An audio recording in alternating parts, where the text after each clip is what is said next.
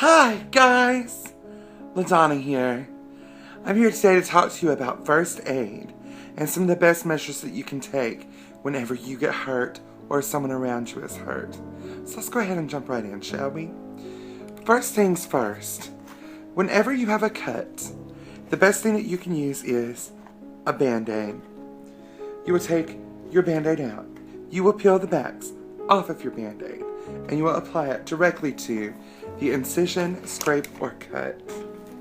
Now my favorite Band-Aid is the sheer kind. The sheer strips. That way you can just kind of put them on and nobody knows about it.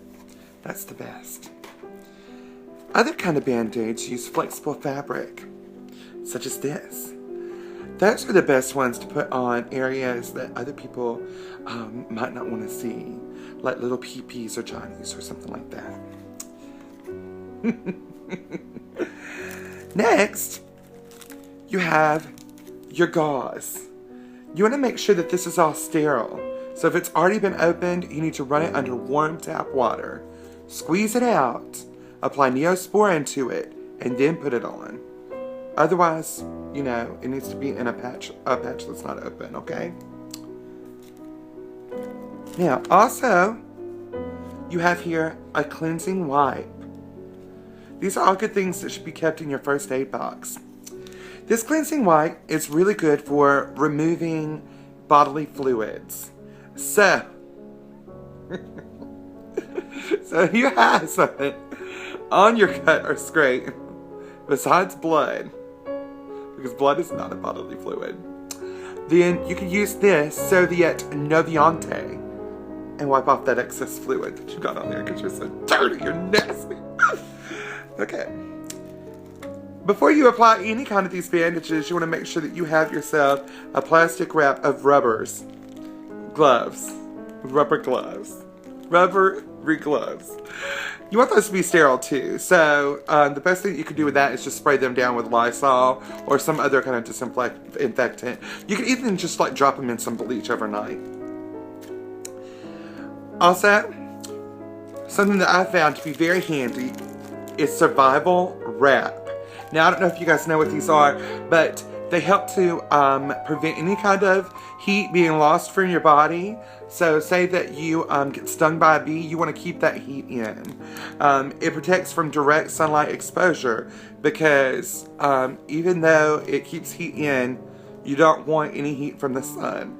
Okay, so yeah. And then also it reflects to warn oncoming traffic or to signal rescuers. So, if you take this and a pair of tweezers, pull out your survival wrap and wrap it around your head 14 times.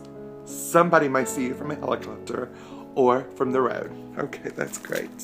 Wonderful. In order to keep that wrap on your head, you may need some tape. Self-explanatory, it's sticky. Not to be confused with bodily fluids. Next we have, oh, this is just a magnet to put on your refrigerator with emergency numbers. Never mind. Next we have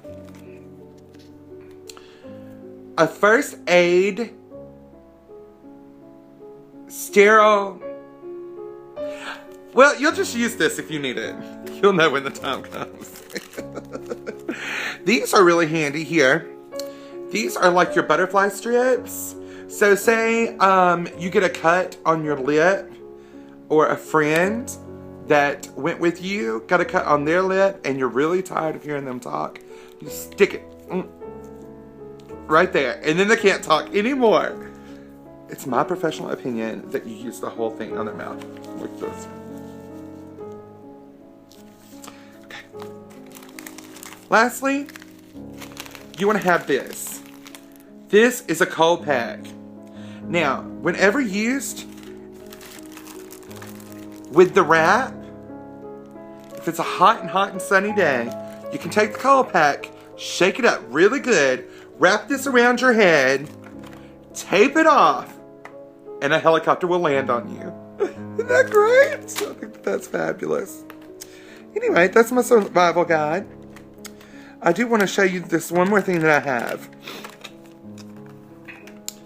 this stick, in case you are ever in a situation where you may find yourself going without food, you can stick this in a glass of Kool-Aid and put the Kool-Aid in the freezer, and then you will have a delicious popsicle.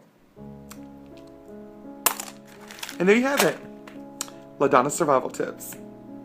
Any questions? Hand me that Oxycontin, please.